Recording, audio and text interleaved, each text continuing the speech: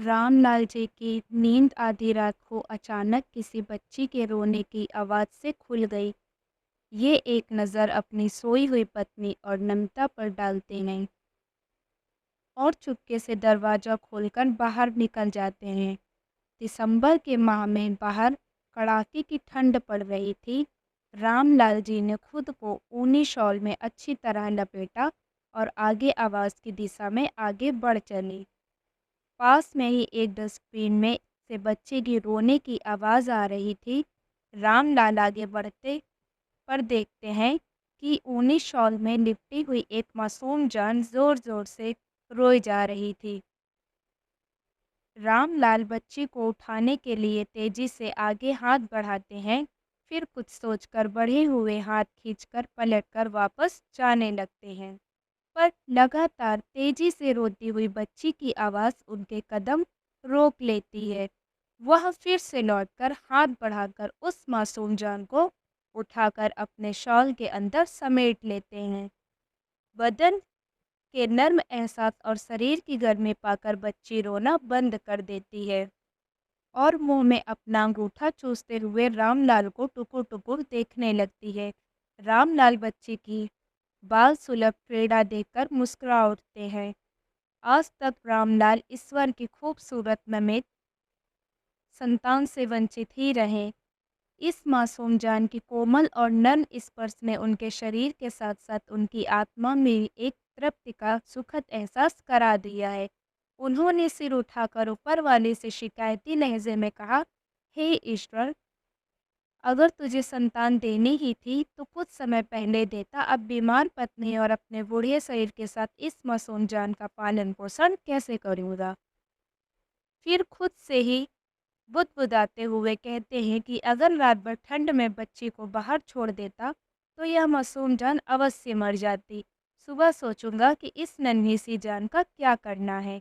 वे बच्ची को लेकर धीमे कदमों से घर में घुसते हैं। भगवान का लाख लाख शुक्र था कि उनकी पत्नी दवा खाकर सो रही थी, परंतु बच्ची की रोने की आवाज़ से नमिता की नींद खुल जाती है। कुछ दिनों पहले ही नमिता अनाथालय से भागकर एक पार्क में बैठी रो रही थी। उसे दुखी देखकर रामलाल अपने घर ले आए थे। पहले तो उनकी पत्नी नमिता को देखकर काफ़ी नाराज़ हुई थी, परंतु धीरे-धीरे नमिता की सद्व्यवहार और सेवा भावना से खुश रहने लगी थी। परंतु इस छोटी बच्ची को देखकर उनकी पत्नी की क्या प्रतिक्रिया होगी? यह बात को सोचने का इस समय उनके पास नहीं है। उन्होंने चुपचाप नमिता की गोद में बच्ची को देते हुए कहा, बेटी देखो, घर में थोड़ा-सा भी दूध हो तो इस मासूम को जान को पिला दो, इसे बहुत भूख लगी है। नमिता ने बच्ची की गोद में लेते हुए कहा, काका-काकी की सुबह की चाय के लिए बस थोड़ा-सा ही दूध है। सुबह-सुबह चाय नहीं मिलने पर काकी तूफान खड़ा कर देगी। रामलाल बेटा अभी तो इस बच्ची की भूख शांत करो, मैं सुबह अंधेरे मुँह दूध ले आऊँगा। नमिता अच्छा कहकर दूध गर्म करके लाती है और चम्मच में बच्ची को दूध मिलाने लगती है। भूखी बच्ची पल भर में सारा दूध पी लेती है और जोर में जम्हाई लेती है। नमिता उसे अपने कंधे पर रखकर थपथपाती है। बच्ची ढकर लेकर सोने लगती है। नमिता उसे अपने सीने से लगाए सोने जाने लगती है। रामलाल उसे रोकते हुए पूछते हैं, बेटी, तुमने इतने अच्छे से बच्ची को दूध पिलाकर डकार भी करवा दिया, अब यह तुम्हारे सीने से लगकर सो रही है। तुमने इतनी कम उम्र में यह सब करना कहाँ सीखा? नमिता काका, जहाँ मैं अनाथालय में भी वहाँ तो हमेशा छोटी बच्चियाँ आती थी। वहाँ पर मैं ही इन बच्चियों की देखभाल किया करती थी। रामलाल बेटी, वहाँ तो लड़के भी आते होंगे। नमिता नहीं काका, हमारे समाज में बेटियां ही बोझ होती हैं। बेटों के अकारण जल्दी कोई नहीं सीखता है। रामलाल हतप्रभ से कहते हैं, अच्छा बेटा, इस मासूम जान को अच्छे से कंबल में लपेट कर रखना, बाहर बहुत ठंड है। नमिता काका, आप निश्चिंत रहो, इसे मैं रात भर अपने सीने से लगाकर रखूंगी। नमिता बच्ची को सीने से लगाए बिस्तर पर आ जाती है। उसके मन में ख्याल आता है कि कौन कहता है कि अतीत अपने आप को नहीं दोहराता है। उसे ऐसा महसूस हो रहा है कि उसका अतीत एक बार फिर से उसकी आंखों के सामने जाकर खड़ा हो गया। जिन बातों से वह बचपन से मरहूम, उन्हीं उन बातों का दर्द कई बार उसकी आंखों में आ जाता है। अतीत की यादें बार बार उफन कर उनके मानस पटल पर अंकित हो रही थी। इस बच्ची और उसके जीवन में कितनी समानता थी। उसे भी तो इसी तरह उसकी जन्मदात्री ने कूड़े के ढेर पर फेंक दिया था। किसी ने इतना एहसान किया था कि जानवरों का निवाला बनने से पहले उसे उठाकर एक अनाथालय में पहुंचा। अनाथालय की जिंदगी जानवरों से भी बदतर थी। वहाँ पर खाने पहनने से लेकर अपनत्व की कमी थी। रिश्तों की कतरे भर की ना तो सुगंध, ना है गर्माहट।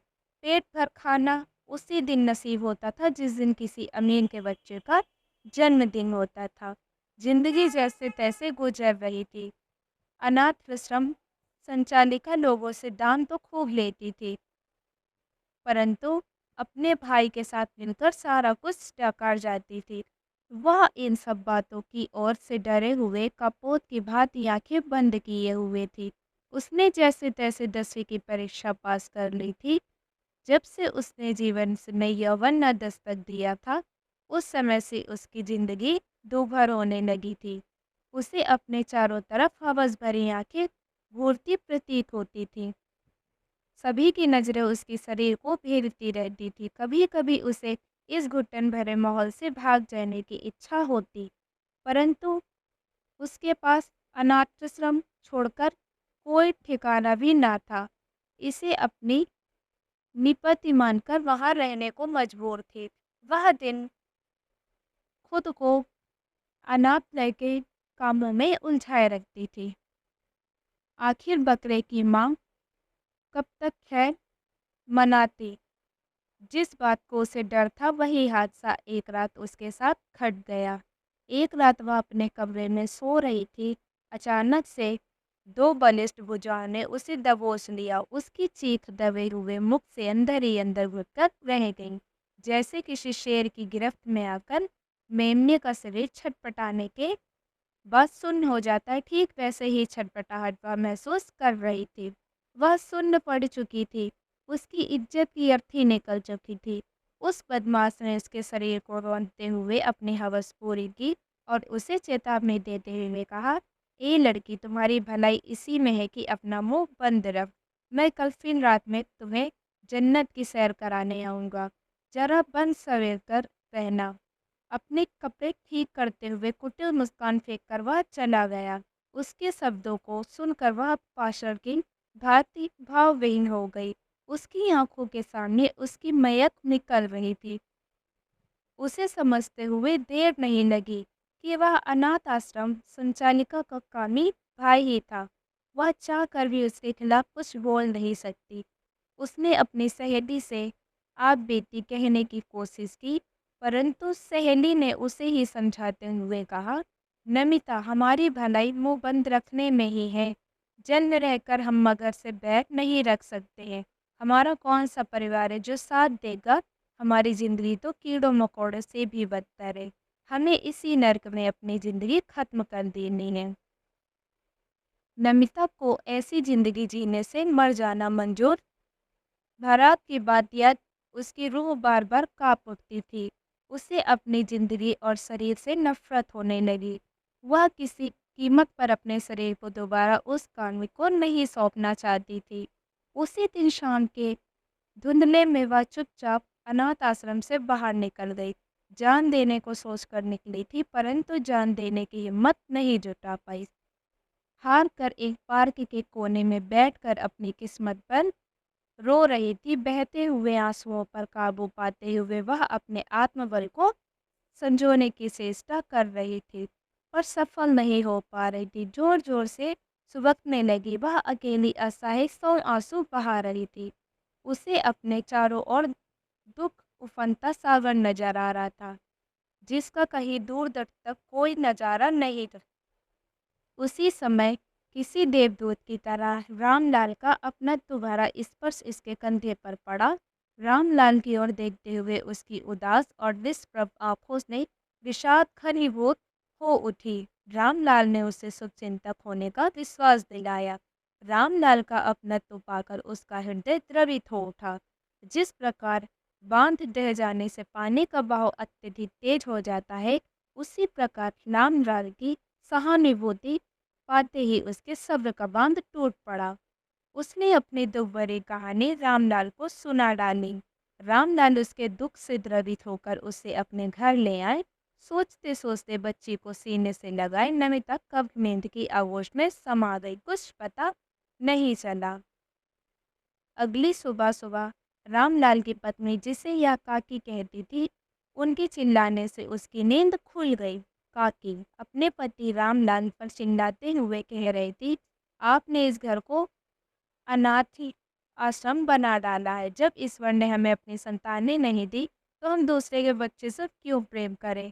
आप अभी इन दोनों को घर से निकालो। रामलाल अपनी पत्नी की मनःस्थिति समझते थे।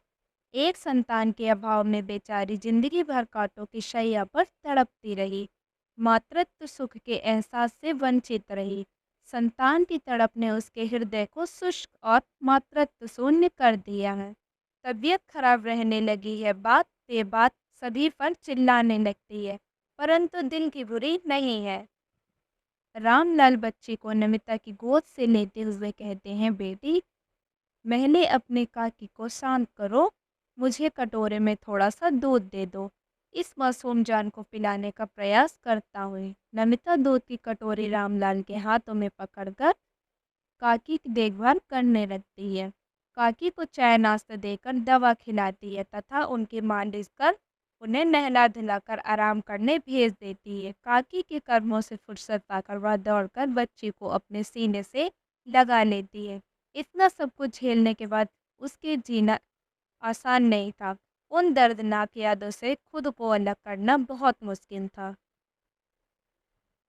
उसकी आंखें हमेशा आंसुओं से भीगी रहती थी, परंतु एक रात में ही इस मासूम जान ने उसे सब कुछ भूलने पर मजबूर कर दिया। मात्र 18 वर्ष की उम्र में ही उसने मातृत्व की भावना को जगा दिया। आज तक उसने अनाथ आश्रम में कई बच्चों की सेवा की, परंतु उसमें कोई खास एहसास नहीं हुआ। पर इस मासूम ने एक ही रात में उसे बिन ब्याही ही नन्ही सी जान को माँ बना दिया। वह अनायास की बच्ची की माँ बन गई। उसे जीवन का मकसद मिल गया। नमिता अब घर में ही छोटे छोटे बच्चों को ट्यूशन पढ़ाकर अपनी और बच्चे की ज़रूरतें पूरी करने लगी। वह बच्चे को हमेशा काकी की नज़रों से दूर रखने का प्रयास करती। एक परिवार मिल जाने से वह काफ़ी खुश थी। जिन रिश्तों के लिए वह जिंदगी भर तरसती रही, अब काकी की कड़वी बोली सुनकर भी वह आहत नहीं होती और निस्वार्थ भाव से उसकी सेवा करती। वह इन रिश्तों को तो अम्ब संजोए रखना चाहती है ताकि उसकी बच्ची को कम से कम एक परिवार और रिश्तों का एहसास हो। जिन चीज़ों से वह जिंदगी भर मरहूम रही, उनसे उसकी बच्ची न मरहूम रहे। इसी कारण वह काकी के बच्चे के प्रति उपेक्षित व्यवहार को भी सहन करती रहती। कुछ दिनों बाद एक दिन उसकी नींद देर से खुली और उसने जो देखा वह उसके दिल को भाव विभोर कर गया। जो काकी बच्चे को देखते ही चिल्लाने लगती थी, वह काकी भाविल होकर बच्ची को अपने गोद में लेकर चम्मच से दूध पिला रही थी और बच्चे के हाथ पैर फेंक कर खुश हो रही थी। जिन इच्छाओं को काफी मातृत्व के समंदर से भी डूबने इतराने लगी थी, बगल में खड़े काका निर्निमेष दृष्टि से इसी अद्भुत पल को निहार रहे थे। नमिता ने आगे बढ़कर बच्ची को अपनी गोद में लेने चाहा, परंतु काकी ने बच्ची को सीने से लगाते हुए कहा, इस मासूम जान ने मेरी जिजीविषा बढ़ा दी है। अब मेरी बीमारी भी खत्म हो गई है। सचमुच मातृत्व में बहुत शक्ति है, इसलिए जो मातृत्व को अनमोल कहा गया है, आज से तुम दोनों मेरी बेटियां हो। काकी की बातें सुनकर नमिता की आंखों में अश्रुधारा प्रवाहित होने लगी। उसने काफ़ी उसने काकी और बच्चे को अपने गालिंगन में भर लिया। एक मासूम जान उन लोगों की जिंदगी में मानो नई सुबह लेकर आकाश से परी रूप में अवतरित हुई नो।